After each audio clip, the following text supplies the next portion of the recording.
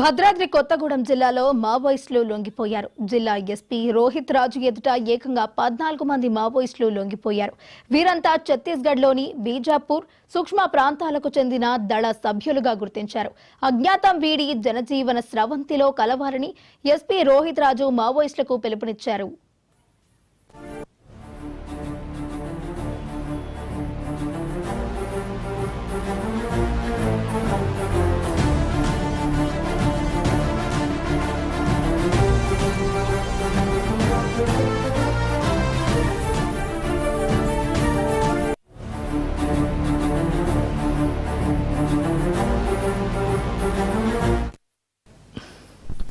భద్రాద్రి కొత్తగూడెం జిల్లాలో మావోయిస్టులు లొంగిపోయినట్టు తెలుస్తుంది. జిల్లా ఎస్పీ రోహిత్ రాజు ఎదుట అయితే ఏకంగా 14 మంది మావోయిస్టులు అయితే లొంగిపోయారు.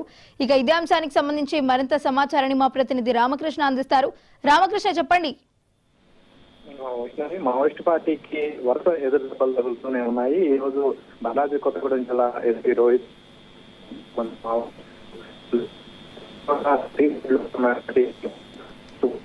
సంబంధించినటువంటి మావోయిస్టులు వీళ్ళకి సంబంధించి లొంగిపోయినటువంటి మావోయిస్టులకు సంబంధించి ప్రోత్సాహకాలను ఎస్పీ వాళ్ళకి అందజేశారు. ఇంకా మావోయిస్టులు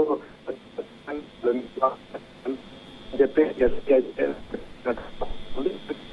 మావోయిస్టులకు పునరావాసంతో పాటు ఉపాధి అవకాశాలకు సంబంధించి ప్రభుత్వం నుంచి సహాయం చేస్తాము. ఆ మావోయిస్ట్ పార్టీ సిద్ధాంతం అనేది అది కాలం చెల్లింది కాబట్టి ఆ మావోయిస్ట్ పార్టీ అందరూ కూడా పునరాలు తెచ్చుకోవాలి, జనజీవన ప్రపంచంలోకి రావాలి, గౌరవప్రదమైన గడపడానికి ఇటు ప్రభుత్వం కావచ్చు, పోలీస్ శాఖ సహకరిస్తుంది. కాబట్టి మావోయిస్టులు వచ్చి స్వచ్ఛందంగా లొంగిపోవాలని చెప్పి శ్రీ రోహిత్ రాజు